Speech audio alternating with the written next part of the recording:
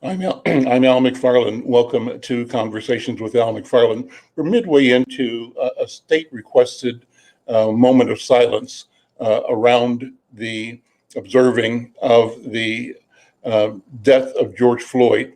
And we know that as live radio, it's hard to be silent for 9 minutes. That's why we're here.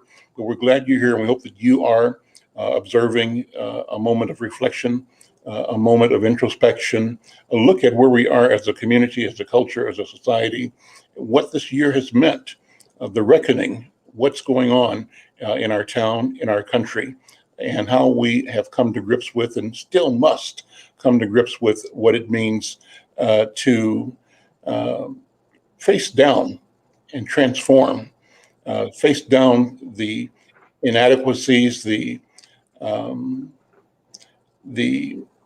perils, the legacies of discrimination, but transform ourselves into a community, a society that benefits all and that lives up to the promise and the potential of what it means to be an American, what it means to participate in this great democracy. I'm Al McFarlane. Welcome to Conversations with Al McFarlane. And we've got some people on board that we want to talk about. We're going to talk first with Senator Tina Smith. I think she's in the waiting room for this conversation. Senator Smith, are you there? If you are, we'll bring you into the front of the program. And I want to thank you for being a part of this program and for the work you do in the United States Senate on behalf of the citizens of Minnesota and on behalf of our nation as well. And I'm going to ask my producers if she's there. Apparently she's not there. She was there. Maybe we lost her with our slow start today. But we're going to continue. And later in the day, we have an interview at the bottom of the hour with Lieutenant Governor Peggy Flanagan. And that will be a wonderful interview. I do see one of my guests in the room here, and that's Kim Smith Moore. Kim, how are you? Good afternoon and good to see you. Good to see you too, Al. Well, listen, let's do two things. One, I had asked you to come on board to talk about an update on what's happening with the Neighborhood Lift program. But you know what? I want to be sensitive to the moment that we're in. It's now 1:09, and the governor asked all of Minnesota to take 9 minutes and 30 seconds to reflect on George Floyd. And as part of the station, part of KFAI and our community, I want to take the next 45 seconds to reflect on George Floyd, and then come back to this conversation. I'm Al McFarlane, a moment of silence honoring George Floyd.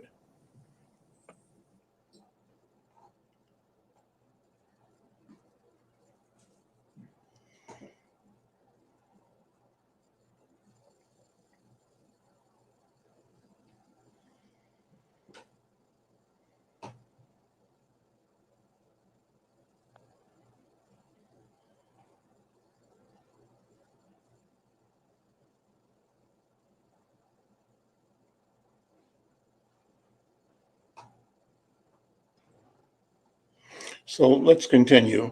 I'm Al McFarlane. You're listening to Conversations with Al McFarlane. And on my call today, in this visit, we have two friends who are working in the community to promote home ownership and housing opportunity. I call it promoting wealth creation. And if you're listening to this program on KFAI, we want to thank you for being a loyal listener to Conversations with Al McFarlane.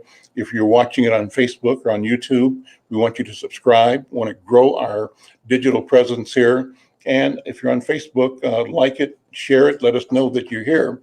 We're monitoring our Facebook platforms, and if you have a question or a comment, we'd be glad to share those with our audience, with you, and respond to questions. I want to start, though, with, again, introducing my friend who is a wonderful business leader and community leader in Minneapolis. And Kim Smith Moore is the Senior Vice President and the LIFT program's national manager for Wells Fargo Corporation. Now, Kim and I have a special connection because she's a native of Minneapolis. She was born and raised right here in North Minneapolis, where I am right now. And so she's the senior vice president with the Wells Fargo Education, Housing, Affordability, Philanthropy team. She leads the foundation's homeownership strategy and identifies opportunities to increase homeownership in BIPOC, Black, Indigenous, people of color communities across the country. She's been responsible for managing over $500 million in grants through the LIFT programs. And the Neighborhood LIFT program, we're talking about that today, provides down payment assistance for people to purchase homes and to prepare them for the home buying process. In addition, Kim has served on numerous national and local housing boards. She's also an experienced real estate agent and owns her own real estate company, Promise Realty. Kim, what a wonderful story. And it's always good to talk to you. And, you know, I'm a North Sider. I wasn't born here, but I've been here for probably as long as you've been alive. And so you're one of the reasons I'm proud to be a North Sider. Your story and your success is an inspiration for everybody in this neighborhood. So thank you so much. Now, let me introduce your colleague and another Twin Cityan, Jason Peterson, from the other side of the town, from St. Paul. Jason Peterson was born and raised in, and he lives still in St. Paul. He's been with Neighborhood Works for 10 years, and he's seen the organization grow from being mostly focused on a few neighborhoods in St. Paul to now serving the whole metro area. For the past 20 years, his work has revolved around making sure people have a place to live. And for him, safe and affordable, safe and stable housing are cornerstones from which everything else grows. Guys, thank you both for being here. Kim, let me just start with you and talk about Neighborhood LIFT. Let's remind people what the Neighborhood LIFT vision and proposition is. Well, first of all, Al, thank you for having me. And you have to lean into your microphone, give me a strong voice there. Okay, great. Okay, perfect. Thank you very much. Somehow we're having connectivity challenges because I'm not hearing you. Jason, let me try your microphone. How do you sound? Let's try that. So Jason's perfect. Kim, let's try yours again. Is that better? There we go. Okay. All right, wonderful. Okay. Just bring it right to me. Okay, so. And you're in and out. So I'm gonna swing to Jason, and you have to work on your microphone. Jason, you get the spotlight, buddy. Talk about the Neighborhood Works program. Sure, yeah. So Neighborhood Works Home Partners, we're a community-based nonprofit. We have an office in St. Paul in the Frogtown neighborhood, and then we also share an office space with the City Lakes Community Land Trust off Glenwood and Penn in North Minneapolis. And we help folks buy, fix, and keep their homes. And so we do that through three major pieces of our work. One is through home buyer counseling and education. So we help folks become mortgage ready. We help improve credit. We help with savings. We help with debt. And we help folks really ensure whether or not the home buying process, where they're at in the home buying process, and ensure they're ready for that. And we do that through one-on-one work, and we also do group education classes. And really being a prepared, educated homeowner is important not only in the home buying process, but also for successful home ownership long-term. And then we are also a lender. And so through the Neighborhood LIFT program, we actually provide the down payment loans. So hopefully Kim joins us soon. I'll let her talk more about that program. But we have a number of down payment programs, both in the cities of Minneapolis and St. Paul and the surrounding communities. Two of the major barriers for folks to buy a home are the cash, that down payment cash, that upfront dollars, and just the knowledge and the understanding that they can do this. There's a lot of myths out there about what it takes to buy a home. You know, some people still think you need 20% down. Some people think you need X credit score. And so there's a lot of myths, and that education piece is really important. So that's a big piece to what we do. And then the third line of work that we do is we actually develop properties. So we buy dilapidated homes, fix them up and sell them, and build new properties on vacant lots as well. Let me go to Homeownership 101 and ask you like the real fundamental question, Jason, why is home ownership important? What does it really mean? I mean, one could say, oh, a roof is a roof, a house is a house. Why is home ownership so important to the family, to the community, and to the country? What makes the difference? Well, so home ownership in our country, it's still the single biggest way to build wealth. And so it's still the single biggest way to break generational poverty and to build wealth for a family. The average homeowner in the United States of America has 44 times the net worth of an average renter. And that is still the single biggest factor. There are also a number of really important. Put that number in perspective. That sounds phenomenal. So Yes. 44 times, we're talking about if somebody's net worth is... it's about $5,000 versus about $220,000. Wow. Yes. Big difference. Big difference. And, you know, again, so home ownership is not right for everybody. And that's what we talk through with folks. But for folks, it is, you know, you can pay your own rent via mortgage or you can pay somebody else's rent. And so that's a really important piece. And then there's also a lot of information about homeowners are generally more involved in, civics, more involved in schools. And so there's a lot of other important factors to it. And so home ownership for those who is right for can really play a key role in being that foundation for success. Great. Kim, you're back? Yeah, can you hear me? Perfectly. Perfectly. I Yeah. look at the iPhone, so anyway, but Jason, you're doing a great job. And really, you know, Al, again, thank you for having us. Jason and I felt it was really important to get the word out to the community. Mhm. The Neighborhood Lift Programs, Down Payment Assistance Program has been, you know, this is our third time coming to the Minneapolis-St. Paul area. We launched it in January of this year. Wells Fargo Foundation put in $7 million, right? For the down payment assistance. So customers can receive $15,000 in down payment assistance. That's really, if you live in the property, it's yours free and clear. You know, you had started out by talking about wealth creation. That's wealth creation, right? It's that $15,000. If you stay in the property for at least 5 years, that $15,000 is yours free and clear. That's really how you build wealth. And we really feel strongly, Jason and I, that really building wealth, especially in the Black communities or anywhere, it's through home ownership. And it can be achievable. And really, I recommend this program, even if you just thought about buying a home or if you dreamt about buying a home. Maybe your credit is damaged. Maybe you have no credit. There's a way to overcome those things, right? And, you know, through the Home Partners, they can help you. There's other counseling agencies that can help you. Jason can provide all that information to you. So really, it's about making that first step, right? You know, it's important that we take back our communities, right? We take back our Black communities. You know, I think about, I grew up and was born and raised in North Minneapolis. And, you know, that used to be a community they took pride in home ownership, right? There weren't those killings and things that you hear about today going on years ago. It would never happen, right? And so now, and the thing is that after the foreclosure crisis and all that, it became renters. It became a rental community, right? Slum landlords and all that. But here's an opportunity for us as Black folks to take back our communities, take back home ownership. I'm talking Minneapolis, and also St. Paul has been a victim of the same things, you know, the Twin Cities that we've been having with all these different, you know, these bullets and crimes going on. It's important that we take back our communities, and we can do it through home ownership, pride in home ownership, and the Neighborhood Lift program gives you an opportunity to build wealth. And to start instilling pride in the community.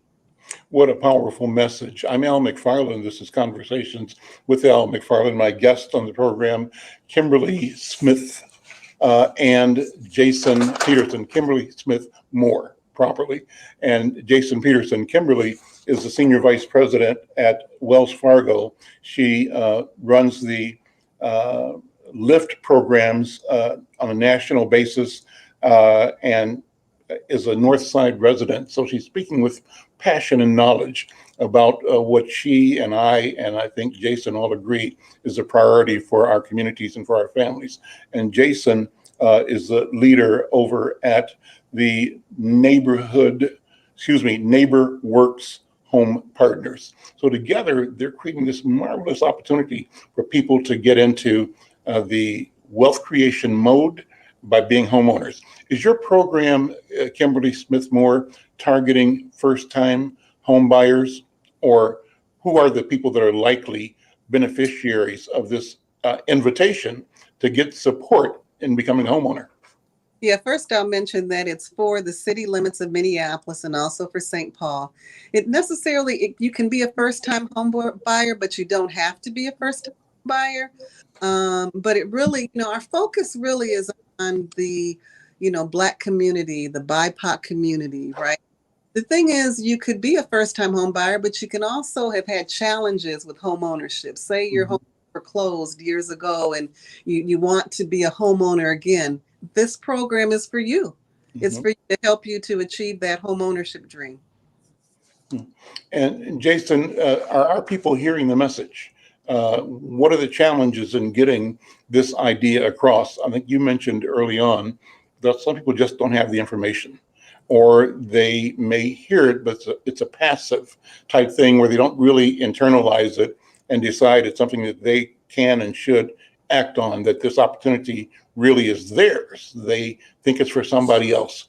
Talk about what the barriers are to getting people connected and on board.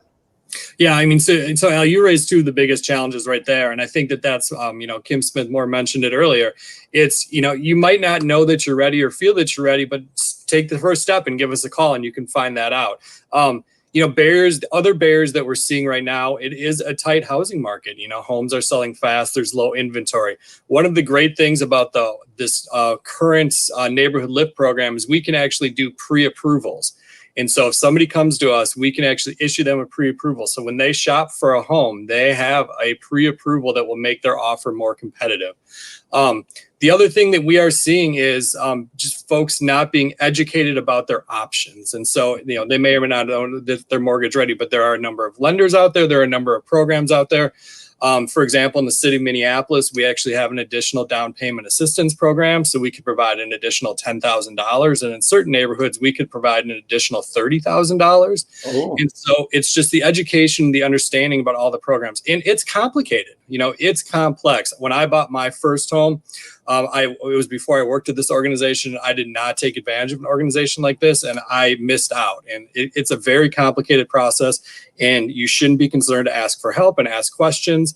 And our organization and many others like us are HUD-approved counseling agencies, so it's no charge. You give us a call, it's confidential, it's free, and we can help you out and get you ready and point you on the right direction. And for some folks, home ownership's not right. That's fine too. We don't operate on commission. Whatever works. But it's that education, that upfront knowledge is just the important piece I'd really strive for. And there are many opportunities, including the neighborhood lift, which is great right now.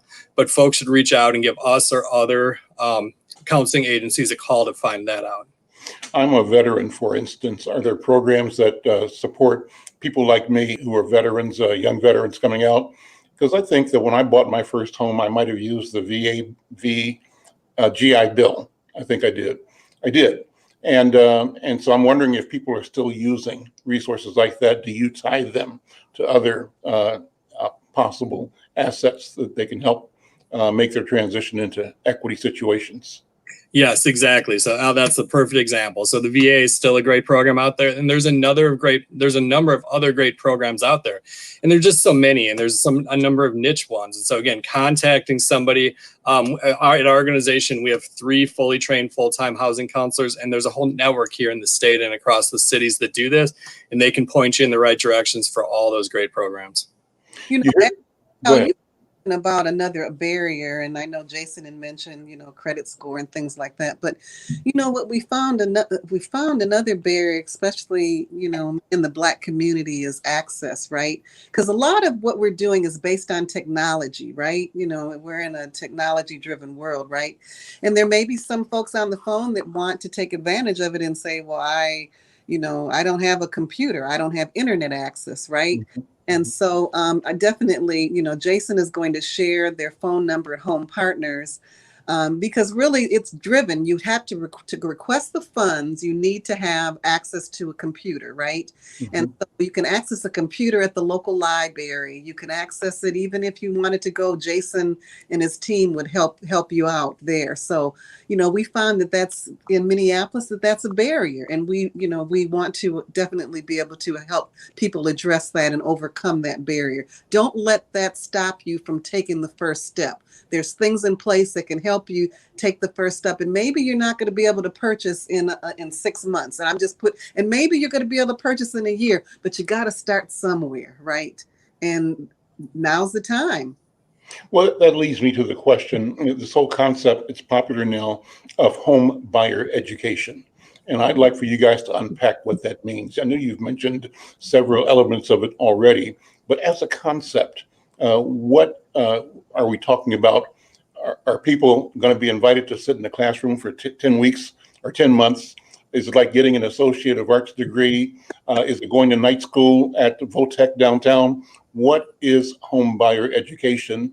And let's first of all demystify that so we know that people can get the information they need all kinds of ways, all kinds of places.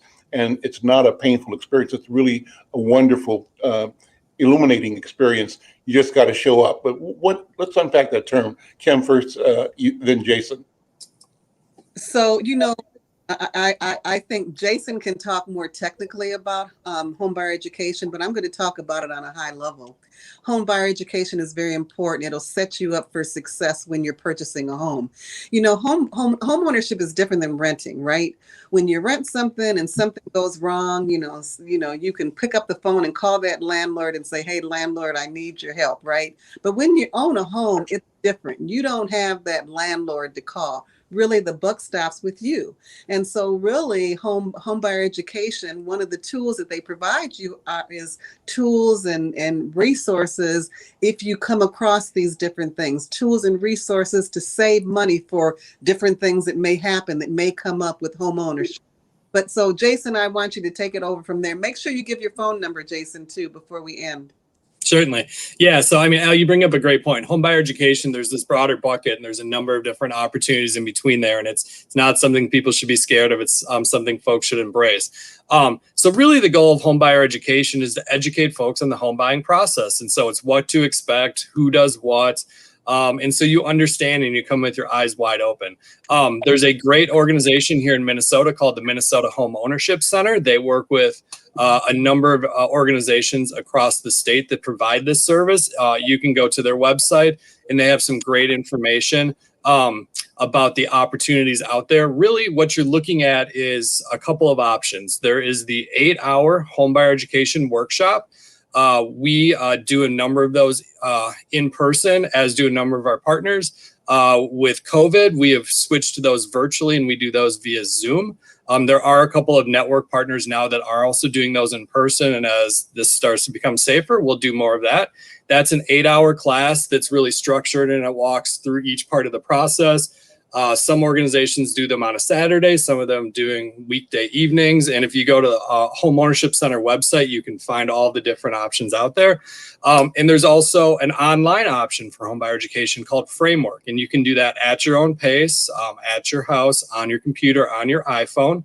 And so those are kind of the major areas that you can look at as far as what a group setting would be. And then there's also one-on-one. And so that's when you're working directly with somebody to talk through their specific situation. So us and other organizations do that as well.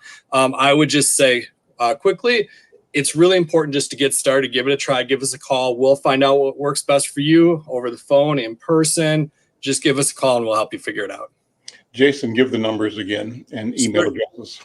Certainly. So our phone number is 651-292-8710. And our website is www.nwhomepartners.org. And again, the phone number 651-292-8710. Kim, thank you so much. Kimberly Smith Moore, Jason Peterson. Kimberly is with Wells Fargo. Kimberly, thank you so much for what you're doing. And I want you to come back again and again and again. The issue of home ownership and wealth building is that critical for our people, our community. And Jason, kudos to you for working with Kimberly and others to create opportunity for wealth creation and stability in our communities. Thank you both so very much. Thank you, Al. Take care. I'm Al McFarlane. This is Conversations with Al McFarlane. We'll continue the program with my next guest. And I'm smiling if you see me on radio, because I'm looking at Lieutenant Governor Peggy Flanagan. Lieutenant Governor, so good to see you. Thank you for being here. Always kudos to you for your pace-setting, groundbreaking, and visionary work as a partner with the governor and providing leadership and direction for the citizens of Minnesota and for our nation. First of all, welcome. Good afternoon. Good afternoon, Al. Thank you so much for having me, and I appreciate those words. It's been quite a journey that we've all been on together. So I appreciate your kindness. You know, I've been in some panels lately with a group that I'm associated with, the African American Child Wellness Institute, and we've come up with healing circles. And the learning that I'm taking from it is that there are protocols for engaging each other with respect and that elevate this notion of dignity and purpose and truth-telling. And one of the things that our processes start with is that we acknowledge the ancestors and thank them. We acknowledge all the elements, that create the environment that we're in and our responsibility to creation. But we also acknowledge the people who were here before us in this land. And so it's a new experience, and you can help guide me through this. What does it mean for Al McFarlane to say, I acknowledge and respect the indigenous people, the people who were here before my people arrived and before the Europeans arrived? What does that do? And what does it mean? And how can that help me understand the sacredness of time and place? Oh, Al, that's a great question, and I appreciate that. I think we are in a moment where the acknowledgement of land and whose land we're on is becoming ever more present part of our conversations. And in the case of Minnesota Makoche, we are on what is traditionally Dakota land and Anishinaabe land as you go further north in our state.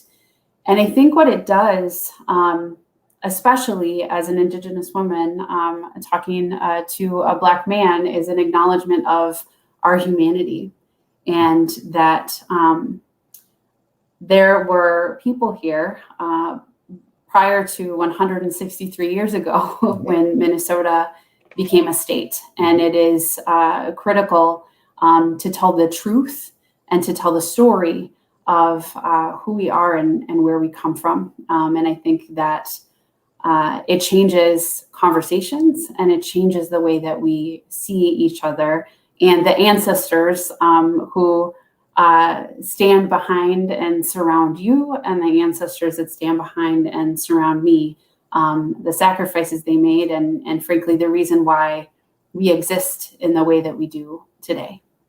Mm-hmm. And so today, the nation and the world reflect on George Floyd, and a lot of great conversation, a great introspection. And Minnesota finds itself, I believe, as ground zero for the great reckoning out of this tragic, horrific event that was presented to the world via technology. We can no longer claim ignorance and question, did it really happen or did they mean it? Even though I say that, I'm still thinking about the January 6th incident in DC, where Republicans are saying it didn't happen. Right. So how do we deal with that? Where are we from your point of view? And what are your thoughts as you reflect on today, Lieutenant Governor Peggy Flanagan? Sure. So it is a bright, sunny, beautiful day here in Minnesota. And in some ways, that feels hopeful, but in some ways it feels ominous as well, because a year ago today, it felt very much the same. And so I think there are things that we can look to in some policy changes that matter around police reform and accountability.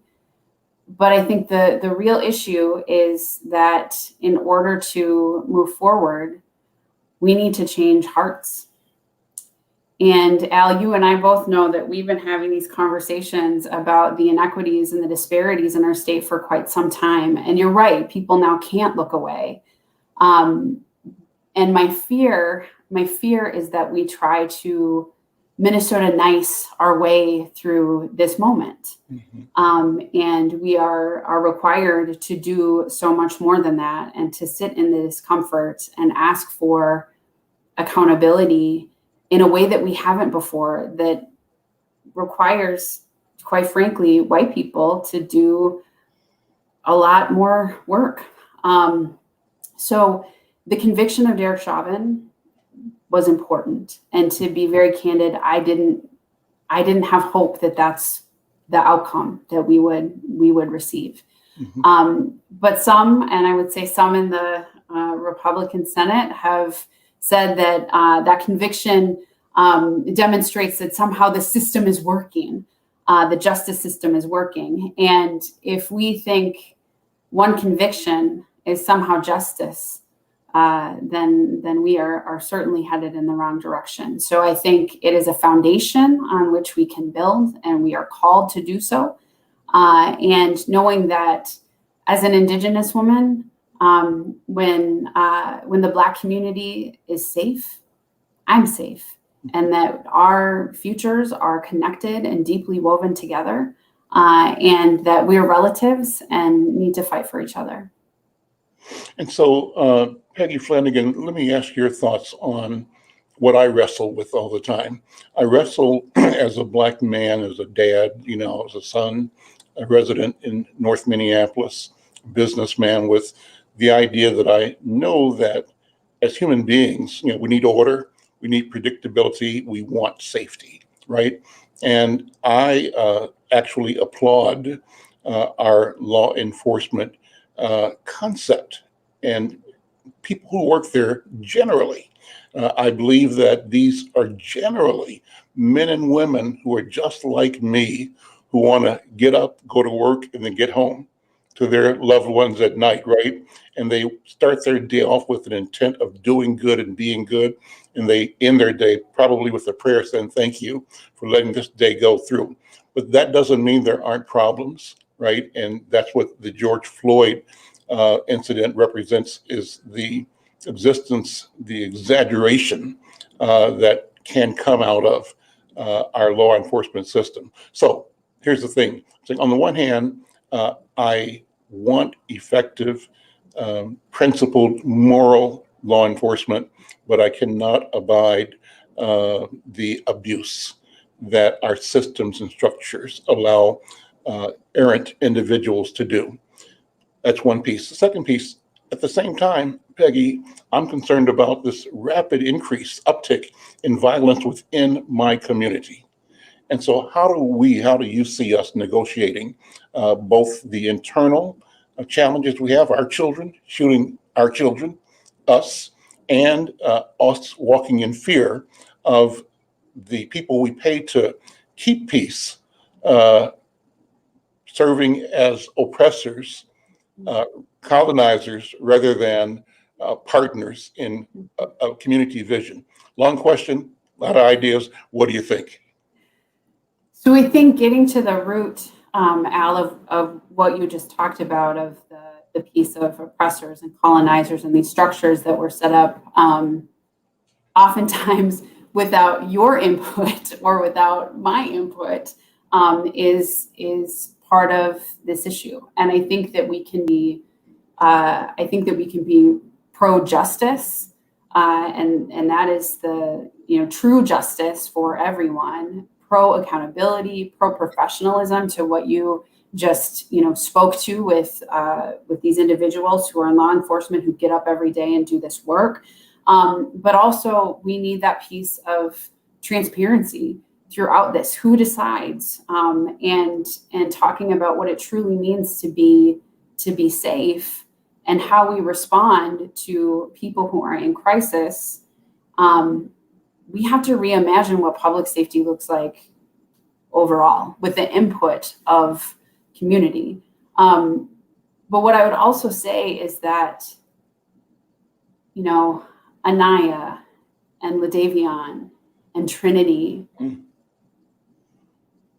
are kids who are eating a Happy Meal in the backseat of the car, which I can't tell you how many times Siobhan, right, has been in the backseat in the car eating a Happy Meal and jumping on a trampoline and just simply being kids, that all of us should be shaken to our core, that can happen to our children.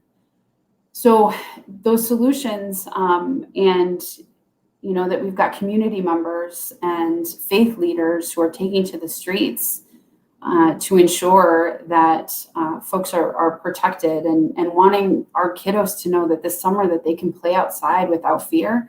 That should be something that, regardless of where we're coming from, that we can all get together and try to break through some of these tensions that we have with one another to try to get to that. What you're asking for, Al, is not radical. It is simply what should be our expectation for our children and our families and our neighborhoods. And I think the thing that's been the hardest part of this last year is asking people to simply see the humanity of Black and brown Minnesotans, and not having to re-traumatize ourselves by talking about that trauma, by talking about the violence, in order for people to see us as human. That's something that I'm really struggling with, and I think that I'm holding, especially on this day, that you shouldn't have to beg policymakers or folks who are deciding where to invest and the value of individuals or communities to simply see your dignity and your humanity. And we've got a lot of work to do. Did you know Gary Sudduth? I don't know if you were around back then when he was the executive director of the Minneapolis Urban League 15, 20 years ago. I certainly know the name. You might have been in high school. Yeah. You might have been in high school. That's sweet. I wasn't, but okay. But famously, Gary Sudduth said, and talking about the things we're talking about, follow the money, right? And he challenged everybody to not simply, say niceties, platitudes around what we should be and could be doing. He said there's an evidentiary trail. And the evidentiary trail is how our communities, our businesses, our governments allocate and move resources, follow the money. And so I bring that up, Lieutenant Governor, because I believe that neighborhoods like the one that I live in North Minneapolis, like South Minneapolis and Summit University, other neighborhoods like that, even to some degree, places like Brooklyn Center and Brooklyn Park that are becoming majority, quote unquote, minority, meaning lots of people of color, are still woefully under-resourced. And when innovators and I won't call them venture capitalists, but venture people, social capitalists or social venturers, come through with solutions and ideas, as often as not, they are ignored or studied only to have somebody else say, we can do that better than you can. We are experts on Negroes, and we know more about your Negro life than you do. And so that leads to the other Al McFarlane statement, and that is, we get the misery, they get the money. And they make money on our misery. Follow the money. I believe that where we are right now, Lieutenant Governor, is that we have to, as you said, speak the truth. Speak a truth with a conviction and a power and a clarity that justifies our demand and our expectation for resources at our direction and through our agency that allow us to be on the solution side of the equation, not just the problems. What do you think? So I couldn't have said it better myself. I think there, we oftentimes, and if it's within state government or nonprofits or in philanthropy, we hire people who are quote unquote experts, who come and tell our communities how we should be living our lives and going about the way that we do our work in the community. I believe that we have experts in our own community who can best advise how to do this work, how and where to invest. I think about like right? Like juxtaposition, right? Mm-hmm. We were just there yesterday. Yep. One of the things that we were able to do in this past legislative session was to have our equity and bonding dollars, setting aside money specifically to go to organizations led by and for people of color, should just be how this works. There shouldn't be a secret handshake behind closed doors. We should just trust community to do what's best. And that is, in the rebuilding of the businesses that have been lost, I trust the community can figure out how to spend that money if we give it to them. And there's this narrative that's set up that somehow Minneapolis, St. Paul, North Side, South Side, University and Summit, as you mentioned, that somehow they are disconnected from the rest of Minnesota. So, that couldn't be further from the truth. And I know I often hear Representative Moran talk about this. I want success for young people in greater Minnesota. Mm-hmm. And I want folks in greater Minnesota to want success for my children and grandchildren too. Mm-hmm. And we have to reject this narrative that it's us against them. Right. And we've tried to identify through our budget what we have heard directly from community and fund that. Now we need our friends on the other side of the aisle to hear that too. But that's exactly right. Follow the money, and we should be able to follow the money directly into our own people. We're down to the last few minutes, Lieutenant Governor, but I want to give you a chance to sort of lay out other things that you want to tell our audiences about, things that are important to watch out for, look out for, to support, or even to challenge. Anything that you want to leave in the way of instruction and direction for the community? Well, I would just say this, that Al, I'm grateful to be in this space with you today, and I know that today feels heavy for so many of us, and wanting to just remind folks to take care of yourself and take care of your spirit as we're navigating through this time. The last 15 months too with COVID that has disproportionately hit both of our communities and communities of color in the state.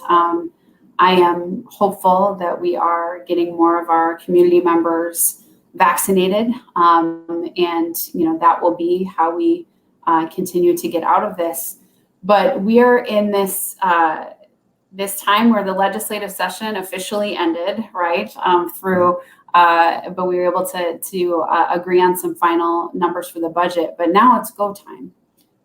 This is when our conference committees and our legislative members are talking about how they're going to spend those dollars, mm-hmm. and what kind of policies will come out of them. And I think, for me, I think that we've got quite a bit to do around police reform and accountability, and that justice was not, it's not one and done with the conviction of Derek Chauvin, that there's more to do. Last legislative session, we laid the groundwork for a lot of this, but there's more. And the People of Color and Indigenous Caucus, the Public Safety and Judiciary bill that they put together is strong, that takes action on no-knock warrants and prohibiting traffic enforcement stops in certain circumstances for minor violations, such as an air freshener that is hanging from a rear view window. Mm-hmm. Wanting to make sure that there is reform on the post board who regulates our law enforcement officers here in the state of Minnesota. working towards ending police-only calls when there's someone experiencing a mental health crisis, to truly meet that moment where we find ourselves, and then investing in community healing and direct support for families who have been impacted by police violence. And so those are some of the things that are on the table and being negotiated. And I would just ask, my call for the moment is to call your elected officials, to email your elected officials, to ask them to take action in this moment. And of course, beyond these issues of police reform and accountability, making the investments in the community directly, where our own folks know how to spend these dollars and to meet the needs of the people that we represent and the people that we serve every day. And to figure out what your role is in this moment. I will just end on this. I lost my dad about a year and a half ago, and he would always say, "My girl, I want to burn down the system, and you want to change it from the inside out. We need both." And so figure out your role in this moment, what you lose track of time doing, and then serve your community in that way, because we need you. Last question. Our state is getting about 1.7 billion, I think, from the feds, and about, I think it's an additional, or maybe within that, is the $500 million that you and the governor have to work with outside of the allocation. Which is true? Is it 1.7 plus 500 million, or is the 500 million part of the 1.7 billion?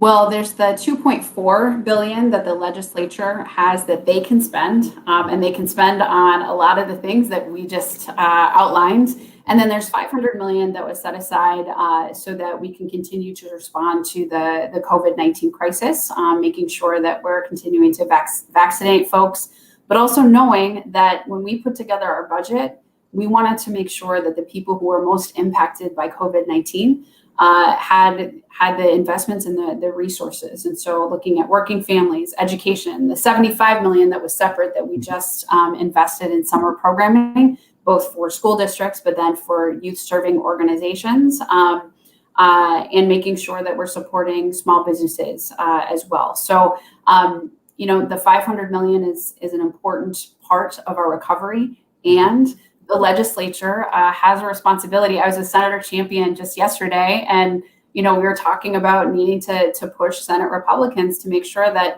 this isn't just for tax breaks for people who did really well through COVID, but this is for making sure that the people who have lost their jobs, who are barely making it, who are worried about how they're going to pay utilities, that they have those dollars, and we are going to keep pushing. But we need folks, we need your listeners to help us push that too. Lieutenant Governor Peggy Flanagan, thank you so very much. So good to see you. Always good to see you and to be with you here. And obviously, you're welcome here anytime. We just appreciate your willingness to share. I know you're out in the community all the time. People know you and you engage, and that's a wonderful thing. You and the governor are showing up everywhere all the time. That's a good thing. Let me say before we close that I want to compliment you and the governor and the executive team on the way I believe you've led the nation in generating an expansive and effective response to COVID-19. And though we haven't hit all of our targets, and though we've had problems in attaining our intent to ensure that we didn't leave any nook or cranny, untouched by our effort to provide both mitigation and healing and vaccination, we've done a stellar job. That's what I believe. There's more to do, but I want to thank you and acknowledge what you have done and compliment you on that, and your colleagues at the legislature as well. Thank you, Alan. You've been a really important partner in making sure that our communities have the information that they need and can get it from a trusted source. So I can't wait till we can be in the same room again. There we go. This conversation, and just really look forward to that. So thanks so much, and take good care. And best regards to your family. Stay safe and be well. Thank you so much. I'm Al McFarlane. This is Conversations with Al McFarlane. Thanks again to Lieutenant Governor Peggy Flanagan. Thanks to our previous guests. We had Kim Smith Moore and I call him Brother Jason Peterson of Neighbor Works Home Partners. I apologize that we did have lined up at the very beginning of the show, and we thank her for her just intent, Senator Tina Smith, and we weren't able to make that happen, not on her part, but on our part. So apologies to you, but thanks to you as well for being a part of this show, part of this work that we do. We're going to end with music that we've used to open and close the show from time to time. It's music by Ryan, and it's music that speaks to today. Kelvin, if you're ready, go ahead and cue it up, and we'll close with that, and we'll see you again this time next week. I'm your host, Al McFarlane. This is Conversations with Al McFarlane.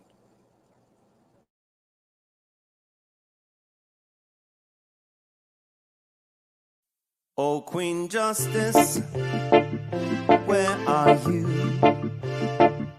Did they beat you up or no? Lock you on the ground, take the crown away from you? Oh, Lady Liberty, red, white, and blue. Did they take your dignity with their bigotry?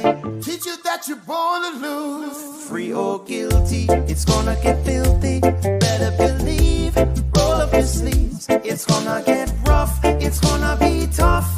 We all agree, we've had enough. We've had enough Of all the rules you break, We've had enough of all the money you make. We've had enough No more life gets taken. We've had enough. This is a proclamation. It's been 400 years and we're 400 late. Together we stand from state to state. Going back in time won't make America great. We need justice now, people won't wait. Action, no more distraction. Every step we take, we gain traction. If it can happen to one, it can happen to all. United we stand, divided we fall. Free or guilty, it's gonna get filthy. Better believe, roll up your sleeves. It's gonna get rough, it's gonna be tough. We all agree, we've had enough. We've had enough Of all the rules you were breaking. We've had enough Of all the money you were making. We've had enough No more life gets taken. We had enough This is a proclamation. Free or guilty, It's gonna get filthy. You better believe. Just roll up your sleeves. it's gonna get rough, It's gonna be tough. We all agree. We've had enough. we've had enough of all the rules you're breaking. We've had enough all the money you're making. We've had enough no more life gets taken. We've had enough this is the proclamation. We've had enough. Trayvon Martin and Tommy Rice. We've had enough Michael Brown and Eric gonna pay the price. we've had enough Philando, Breonna, George Floyd. we've had enough So many gone, how can we fill the void? how could we feel We had enough. John Crawford, I know you've heard. we've had enough Sandra Bland, come on and take a stand. we've had enough Sean Bell, Sean Bell what the hell? we've had enough Freddie Gray, did you hear what I said? we've had enough This is a proclamation.